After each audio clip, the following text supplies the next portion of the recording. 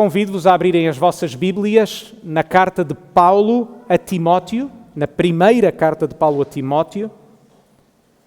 No capítulo 1, começámos a estudar esta carta na semana passada. Vimos apenas os primeiros 2 versículos. E hoje vamos ler e estudar os versículos 3 a 11. Primeira carta de Paulo a Timóteo, capítulo 1, versículos 3 a 11, que se encontra na página 1133 das Bíblias à vossa frente.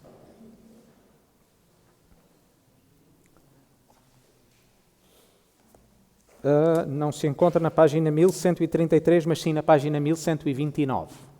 Peço desculpa, estava na segunda carta de Paulo a Timóteo. Primeira carta de Paulo a Timóteo, capítulo 1, versículos 3 a 11. Diz-nos assim a palavra de Deus: Como te roguei, quando parti para a Macedónia, que ficasses em Éfeso, para advertires a alguns que não ensinem outra doutrina, nem se deem a fábulas ou a genealogias intermináveis, que mais produzem questões do que edificação de Deus, que consiste na fé. Assim o faço agora. Ora, o fim do mandamento é o amor de um coração puro e de uma boa consciência e de uma fé não fingida, do qual, desviando-se alguns, se entregaram a vãs contendas, querendo seres doutores da lei e não entendendo nem o que dizem nem o que afirmam. Sabemos, porém, que a lei é boa, se alguém dela usar legitimamente.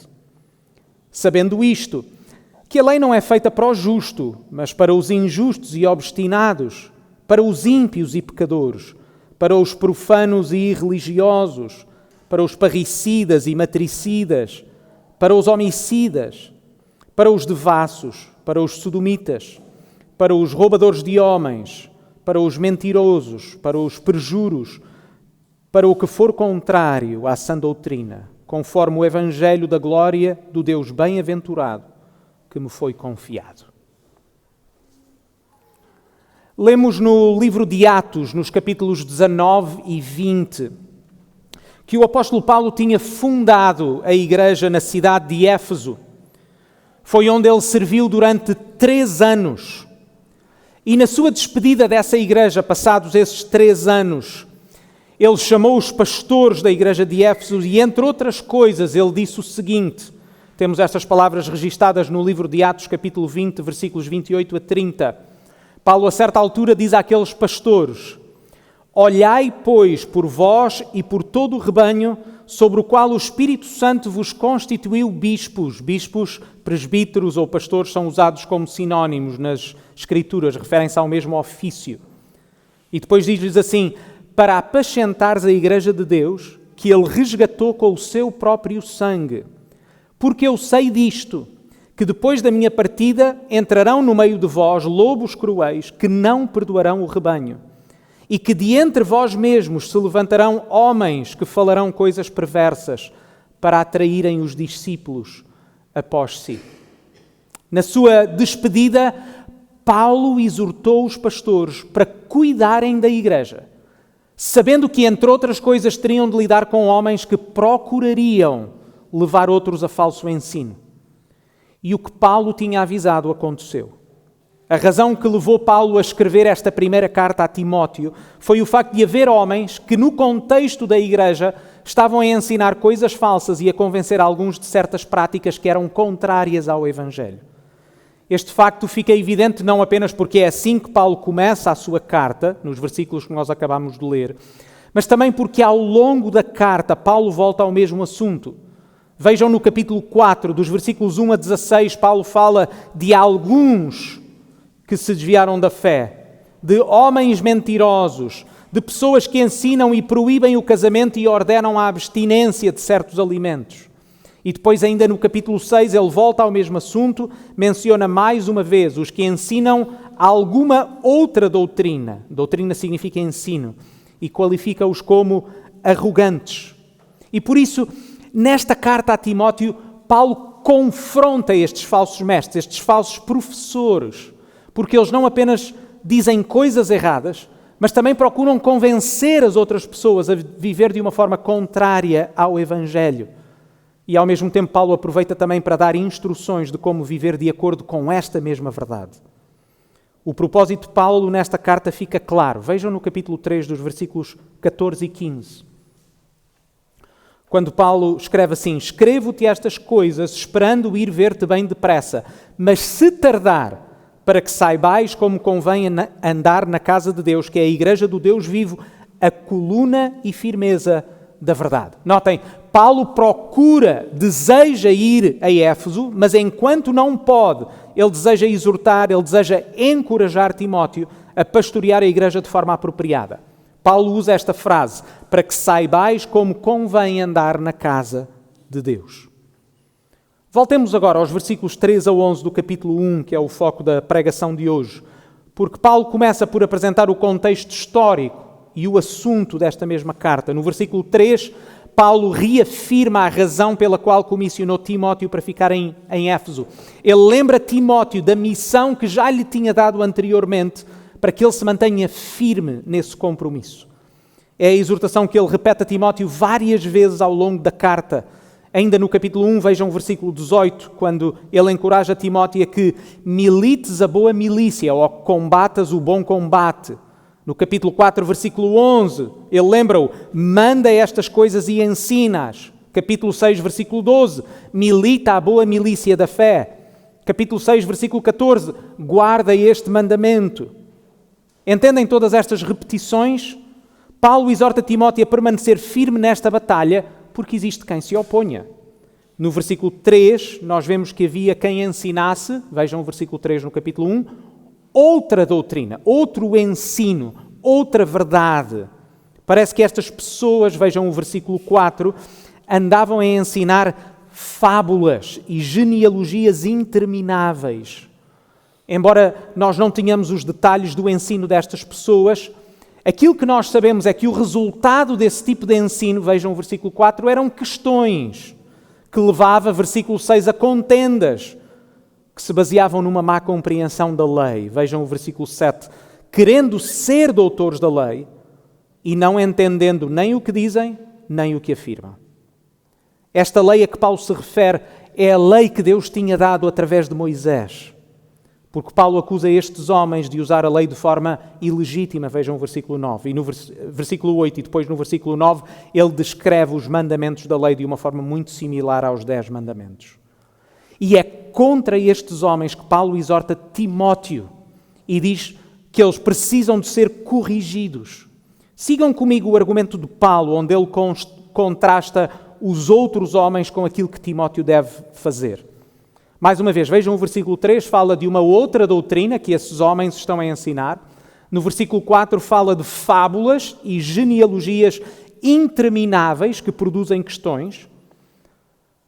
Para que Timóteo, vejam o versículo 4, esteja focado na edificação de Deus que consiste na fé. Aqui a palavra edificação significa plano, ou ordem, ou propósito.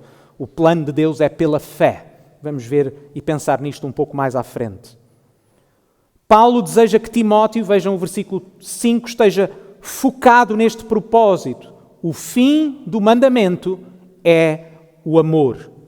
Agora vejam os outros homens no versículo 6. Eles entregaram-se aqui a vãs contendas. Significa discussões vãs que não levam a lado nenhum. O versículo 8, Paulo diz que a lei é boa se alguém dela usar legitimamente. Porque ele está a acusar os outros homens a fazerem um mau uso da lei, que promove, obviamente, aquilo que nós tínhamos visto no versículo 3, outra doutrina ou outro ensino. Mas vejam aquilo que Timóteo deve estar focado. Versículo 10 fala da sã doutrina, ou seja, de um correto ensino, da verdade. E depois no versículo 11 fala de que tudo seja conforme ou de acordo com o Evangelho. Queridos irmãos, é importante nós percebermos o que estava em causa. Em vez do cumprimento do plano de Deus que consiste na fé, estes homens procuravam convencer os outros e passavam o seu tempo no meio de fábulas e genealogias intermináveis que produziam questões. Enquanto o fim do mandamento, diz Paulo, é o amor, aqueles homens viviam em permanentes contendas, em permanentes discussões. E Paulo entende que o que estava em causa era o próprio Evangelho. Era o fim do Evangelho, o seu propósito.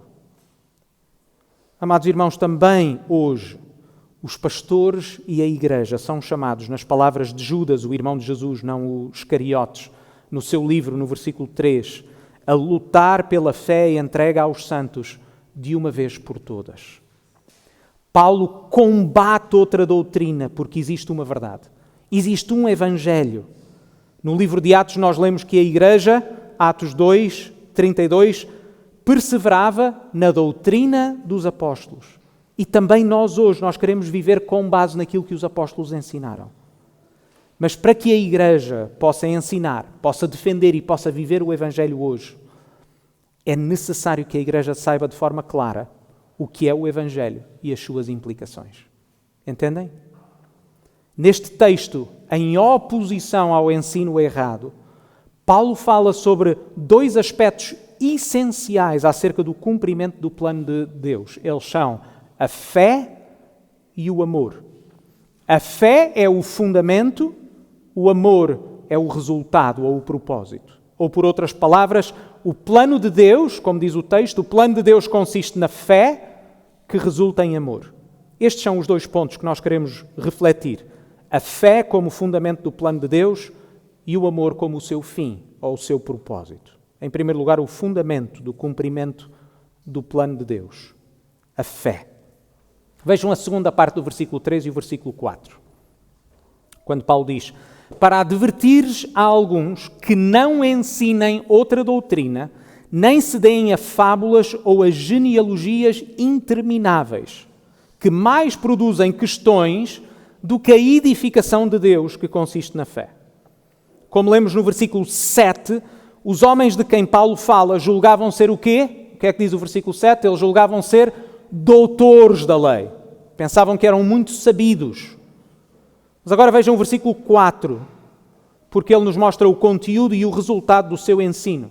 O conteúdo eram apenas fábulas e genealogias intermináveis. O resultado, ou o que esse ensino produzia, eram questões. Ou seja, era um tipo de ensino com base em especulações, em elaborações que, embora pudessem soar eloquentes, levavam as pessoas a viver distraídas daquilo que era mais importante. Entendem? Este ensino produzia especulações em vez de, diz Paulo, a edificação de Deus. Vejam o versículo 4. A palavra aqui traduzida por edificação significa no original um plano ou uma ordem, um propósito. O que Paulo quer dizer é que aqueles homens com o seu ensino baseado em especulações estavam a desviar as pessoas daquilo que era verdadeiramente importante, ou seja, o cumprimento do plano de Deus nas suas vidas. Este plano de Deus, escreve Paulo, consiste em quê? Versículo 4. Consiste na fé.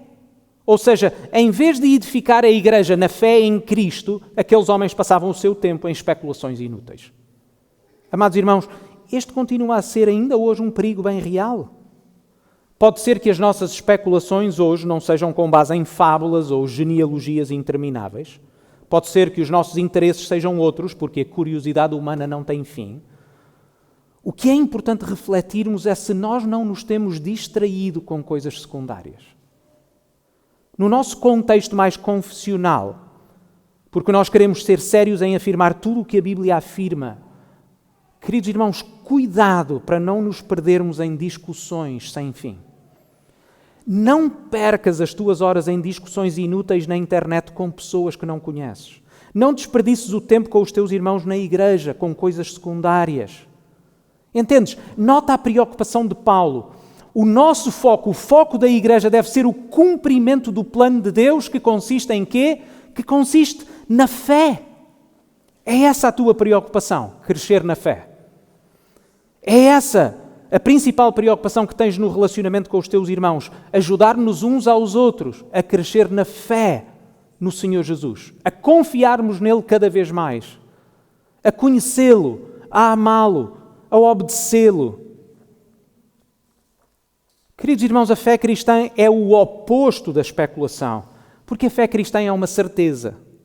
Ensinamos ou não as nossas crianças a decorar Hebreus capítulo 11, versículo 1.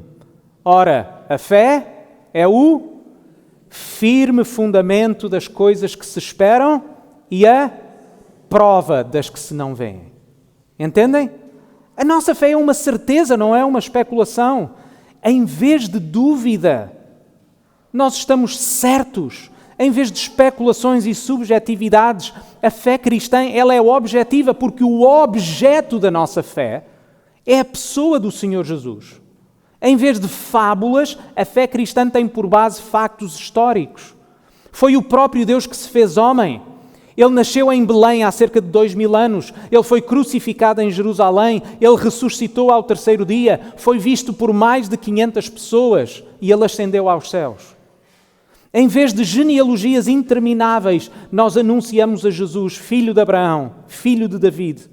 O nosso Senhor Jesus, que é o cumprimento de todas as promessas que Deus fez a Abraão. Entendem? A fé cristã, de acordo com o apóstolo Paulo, promove a edificação que consiste na fé. Ou seja, o cumprimento do plano de salvação de Deus pela fé no Senhor Jesus. É nisto que nós temos de estar focados continuamente enquanto igreja. Amados irmãos, o nosso desejo como igreja é cumprir a missão que o Senhor Jesus deu aos seus discípulos. Qual foi essa missão? A nossa missão é de fazer discípulos de todas as nações. A nossa missão é anunciar o Evangelho àqueles que não creem, mas àqueles que creem, àqueles que já fazem parte da igreja. A nossa missão é encorajar-nos uns aos outros na fé que nós temos em Cristo, procurarmos obedecer a tudo o que o Senhor Jesus ensinou. Foi ou não isso que o Senhor Jesus nos comissionou? Ele falou aos seus discípulos e disse: Ide, fazei discípulos de todas as nações, batizando-os em nome do Pai, do Filho e do Espírito Santo. E o que mais? Ensinando-os a guardar todas as coisas que vos tenho mandado. A verdade do Evangelho continua a ser a mesma. Como Paulo vai escrever um pouco mais à frente, quando está a falar sobre si próprio. Vejam o versículo 15 do capítulo 1. Cristo Jesus veio ao mundo para salvar pecadores. Esta é a nossa mensagem. Também nós hoje continuamos a afirmar o que lemos no capítulo 2, versículos 5 e 6. Porque há um só Deus e um só mediador entre Deus e os homens, Cristo Jesus, homem. Ele se entregou em resgate por todos. Amados irmãos, como Paulo disse às igrejas em Roma, nós não nos envergonhamos do Evangelho do Senhor Jesus. Porquê? Porque Ele é o poder de Deus para a salvação de todo aquele que crê, tanto judeu como grego. É isto que nós não nos cansamos de anunciar, o Evangelho, as boas novas de salvação. As boas notícias que Deus nos dá, que apesar do nosso pecado e apesar de estarmos separados de Deus por nossa própria culpa, o próprio Deus enviou o seu Filho, Deus com Ele eternamente, para viver uma vida perfeita, para morrer naquela cruz para perdão dos nossos pecados, para ressuscitar, para nos dar uma nova vida. É isto que deve ocupar a vida da igreja. Este é o plano que Deus está a cumprir. É isto que deve ocupar por completo as nossas vidas. Tudo, absolutamente tudo nas nossas vidas e na vida da igreja deve ser feito, vejam o versículo 11, conforme ou de acordo com o Evangelho da glória de Deus. Porque é aí que está a verdade. É aí que está a nossa salvação. É aí que está a nossa esperança. Tudo na nossa vida e na vida da igreja deve ter por base o Evangelho do Senhor Jesus. A fé é o fundamento. O amor, número 2, é o propósito desse plano. Vejam os versículos 5 e 6. Ora, o fim do mandamento é o amor de um coração puro e de uma boa consciência e de uma fé não fingida, do qual, desviando-se alguns, se entregaram a vãs contendas. Notem, Paulo acusa alguns de se terem desviado. Esta palavra desviar aqui significa, na verdade, falhar o alvo. Envolvidos que estavam nas suas especulações, orgulhosos do seu falso conhecimento, nas suas discussões supostamente muito elevadas, o resultado final era, versículo 6, entregaram-se a vãs contendas. Em oposição a isso, Paulo lembra Timóteo no versículo 5, o fim do mandamento é o amor. Este não é um mandamento novo de Paulo. Nos Evangelhos nós lemos que um certo doutor da lei, portanto nada de novo, foi ter com Jesus para o testar. E isto é o que nós lemos em Mateus capítulo 22, dos versículos 36 a 40. Esse doutor da lei chega a Jesus e pergunta-lhe assim, Mestre, qual é o grande mandamento da lei? E Jesus disse-lhe, amarás o Senhor teu Deus de todo o teu coração e de toda a tua alma e de todo o teu pensamento. Este é o primeiro e grande mandamento. E o segundo, semelhante a este, é amarás o próximo como a ti mesmo. Destes dois mandamentos dependem toda a lei e os profetas. Notem, se o cumprimento do plano de Deus vem pela fé, o propósito do plano de Deus é o amor. O fundamento é a fé, o propósito é o amor. O que é que isto quer dizer? Vejam o que Paulo escreve e como qualifica este amor. Na segunda parte do versículo 5, é um tipo de amor específico. É um amor de um coração puro, de uma boa consciência e de uma fé não fingida, uma fé sincera. Paulo fala em três aspectos fundamentais deste amor, que é o propósito do plano de Deus. Fala acerca do coração, da consciência e, claro, da fé. A Bíblia ensina que o nosso coração é corrompido, Gênesis 6:5. Que o nosso coração é enganoso, Jeremias 17:9. Jesus ensinou, e lemos em Mateus 15:19, que é do coração que precedem os maus pensamentos, mortes, adultérios, prostituição, furtos, falsos testemunhos, blasfémias. E da mesma maneira, a nossa própria consciência acusa-nos, porque nós sabemos que não somos perfeitos. Quem pode ter o desplante de dizer que é perfeito e santo? Nós podemos passar a nossa vida a passar a culpa para outros, mas a Bíblia ensina-nos que não existe um justo, não existe um único justo sequer. Nós podemos querer silenciar a nossa consciência, mas é a nossa própria consciência que nos continua a acusar, porque a nossa culpa é real. E ao mesmo tempo nós sabemos que não temos em nós a capacidade de sermos perfeitos, por muito que nós tentemos. Nenhum de nós tem a capacidade de ser perfeito e santo como Deus é perfeito e santo, porque somos por natureza pecadores. É por isso que a única solução está no que Deus pode fazer por nós e em nós. É esta a promessa que nós lemos no livro do profeta Ezequiel, quando Deus promete ao seu povo pecador, em Ezequiel 36:26, e vos darei um coração novo, e porei dentro de vós um espírito novo, e tirarei o coração de pedra da vossa carne, e vos darei um coração de carne. É apenas porque Jesus morreu na cruz para perdão dos nossos pecados que nós podemos ter um coração puro e uma boa consciência. O Espírito Santo deu-nos uma nova vida, um novo coração, através da fé. Como o apóstolo Pedro deu testemunho acerca da conversão dos gentios, daqueles que não eram judeus, lemos em Atos 15:9, purificando o seu coração pela fé. Vejam a ordem. A fé é o fundamento, o amor é o fim. Antes de podermos amar e de saber como amar, é necessário que Deus nos dê um novo coração, para que os nossos desejos sejam puros. É necessário que a nossa culpa seja perdoada para nós podermos amar em boa consciência. Mas este amor puro e uma boa consciência são o resultado de uma fé sincera, uma fé não fingida, uma fé, uma confiança completa, não no que nós somos capazes de fazer, mas uma confiança total na pessoa do Senhor Jesus e no que Ele fez. No famoso texto de Efésios capítulo 2, versículos 8 a 10. Porque, pela graça, sois salvos, mediante a fé. E isto não vem de vós, é um dom de Deus. Não de obras, para que ninguém se glorie. Porque somos feitura sua, criados em Cristo Jesus, para as boas obras, as quais Ele preparou de antemão para que andássemos nelas. Nós não amamos para sermos salvos, até porque não teríamos essa capacidade. Nós amamos, como o apóstolo João ensinou, nós amamos porque Ele nos amou primeiro. É o amor de Deus por nós e em nós que nos ensina acerca do amor e nos capacita a amar.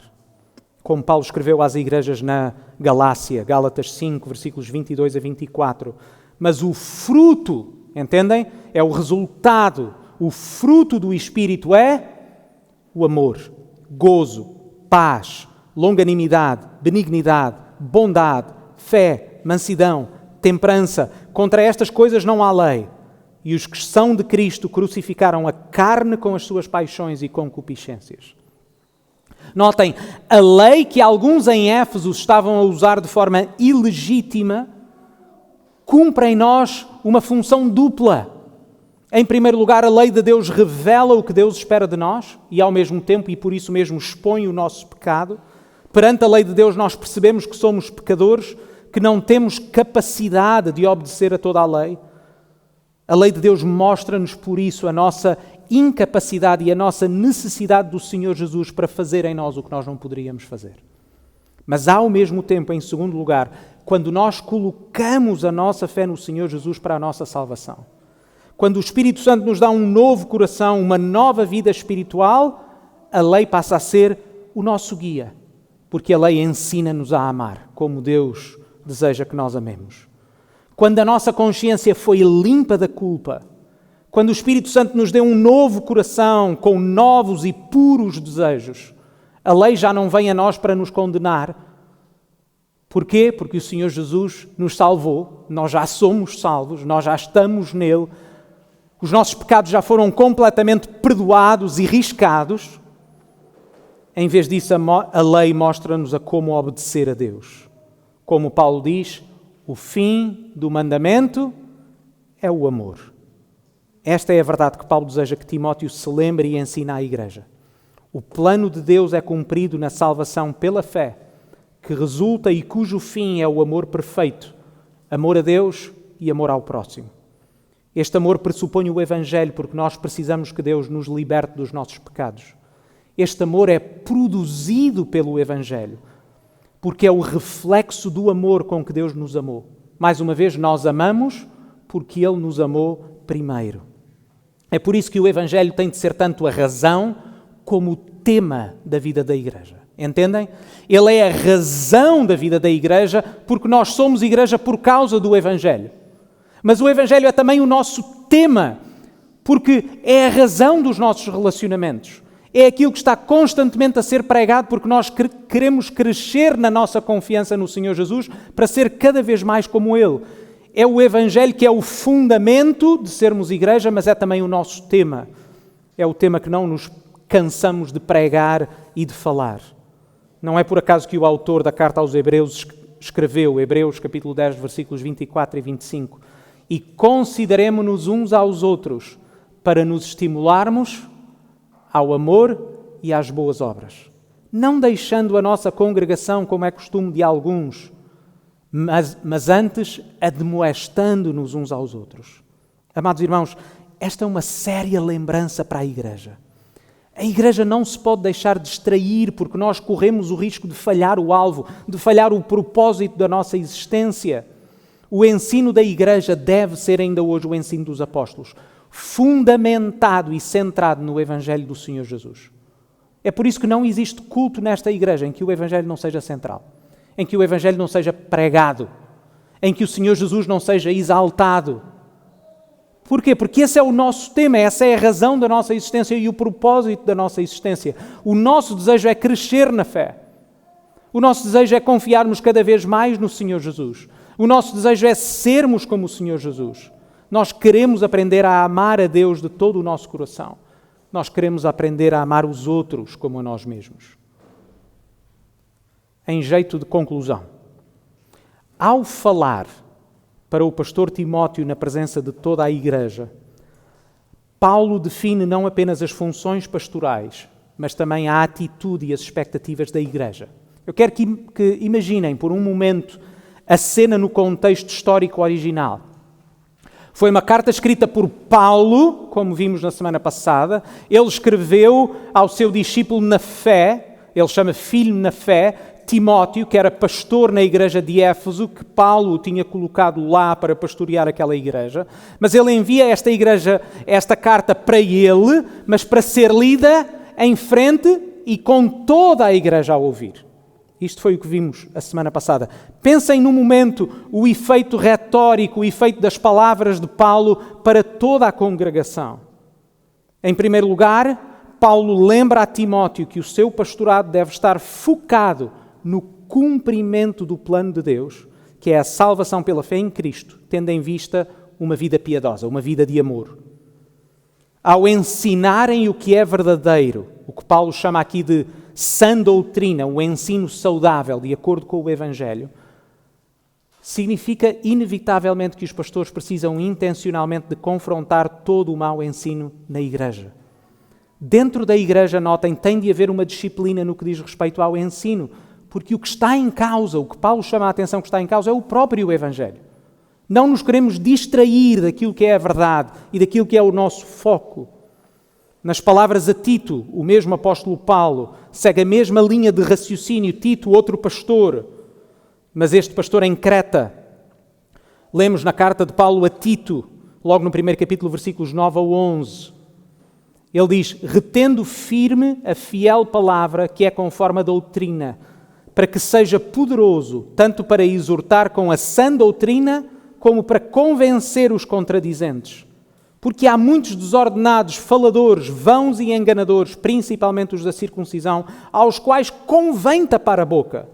Homens que transtornam casas inteiras, ensinando o que não convém. Entendem? É inevitável, no mundo pecador em que nós vivemos, a palavra tem de ser pregada com fidelidade, mas o mau ensino também tem de ser combatido, para não corrermos o risco de nos distrairmos, de falharmos o alvo. Agora notem, isto significa, como nós podemos deduzir, que o pastor tem de ser uma pessoa bem qualificada para poder ensinar e corrigir. Não é por acaso que Paulo vai lembrar Timóteo acerca das qualificações para o pastorado no capítulo 3, haveremos de chegar lá. O pastor precisa de ser alguém que se dedica ao estudo da palavra para poder, por um lado, ensinar o que é correto, mas, por outro lado, número 2, discernir e saber corrigir o que está errado. No capítulo 4, versículo 13, Paulo vai exortar Timóteo com estas palavras: persista em ler, exortar e ensinar até que eu vá. Esta é a principal tarefa dos pastores, onde eles devem usar uma boa parte do seu tempo. Amados irmãos, não é por acaso que o vosso pastor tem dedicado tanto tempo ao seminário Martin Bucer e à formação de homens como o Ruben e como o Rodrigo.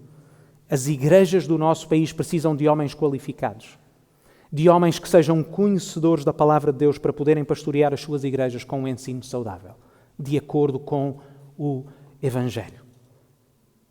E por isso, notem como a igreja que ouvia a leitura daquela carta é lembrada da importância do ensino saudável, onde o Evangelho está no centro, para que tudo o que é ensinado e praticado na igreja seja de acordo com esse Evangelho, tal qual ele é revelado nas Escrituras.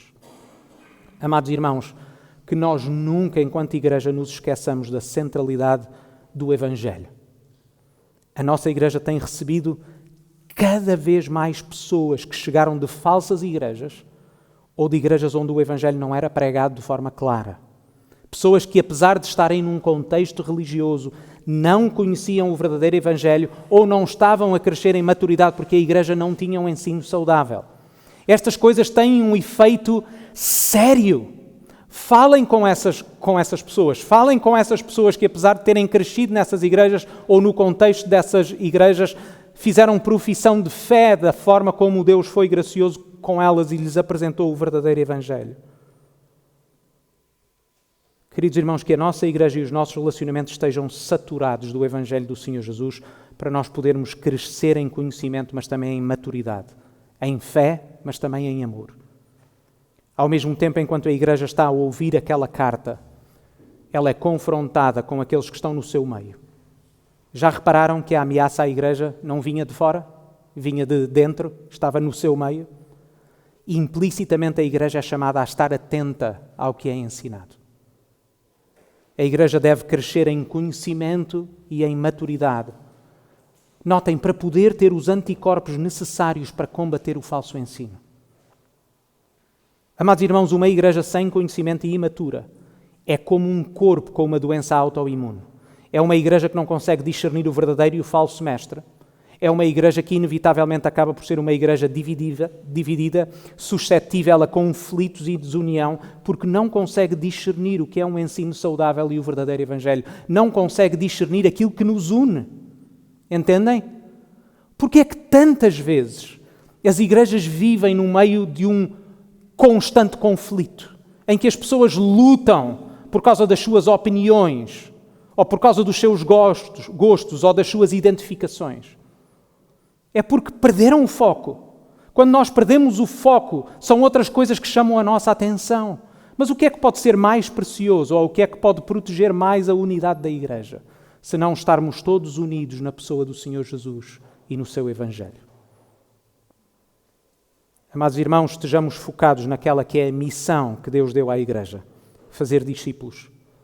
Isso significa que intencionalmente nós partilhamos o Evangelho com outros, mas significa também que nós estamos unidos com o propósito de crescermos juntos em conhecimento e maturidade. E essa maturidade só pode acontecer através do estudo e da aplicação da Palavra de Deus às nossas vidas. Uma igreja centrada em ler e estudar as Escrituras, seja no domingo, seja na quarta-feira, seja nas nossas amizades com os nossos irmãos da igreja, seja nas nossas leituras diárias, seja no nosso culto familiar diário, que a palavra faça parte da nossa vida. Ao mesmo tempo, e finalmente, a igreja deve valorizar um pastor que se dedica ao estudo da palavra e ao ensino. Paulo vai dizer no capítulo 5, versículo 17: os presbíteros que governam bem sejam estimados por dignos de duplicada honra, principalmente os que trabalham na palavra e na doutrina. Entendem? Paulo reconhece bem onde está a grande necessidade da igreja e por isso a igreja deve manifestar na sua vida a honra apropriada a quem contribui de forma mais qualificada e séria para o cumprimento do plano de Deus. Isso significa pastores qualificados, conhecedores da palavra de Deus. Em vez de alguém que é mais um gestor de equipas ou um organizador de eventos, a igreja deve desejar um pastor. Um pastor como Paulo deseja que Timóteo seja. Entendem, irmãos, não é um tipo de pastor atrativo aos olhos do mundo, porque o seu trabalho é, na maioria, invisível. Um organizador de atividades é alguém naturalmente mais reconhecido e afirmado publicamente. Mas aquele pastor que se dedica à palavra e à oração é aquele cuja igreja deve confiar, porque pode alimentar a igreja no Evangelho verdadeiro. Queridos irmãos, deixem-me fazer este pedido. Orem por mim regularmente. Orem também para que Deus possa levantar nesta igreja mais homens qualificados para ensinar a palavra de Deus. Para podermos viver todos unidos numa mesma fé.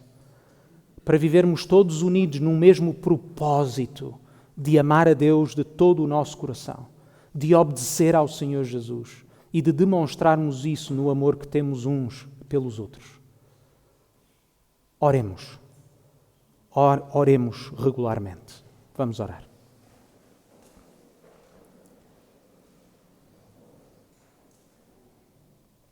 Pai do céu, nós agradecemos-te porque Tu não nos abandonaste à nossa sorte ou ao nosso raciocínio, mas porque temos a Tua palavra e porque ao longo da história Tu tens dado homens à igreja que fielmente a têm empregado e ensinado.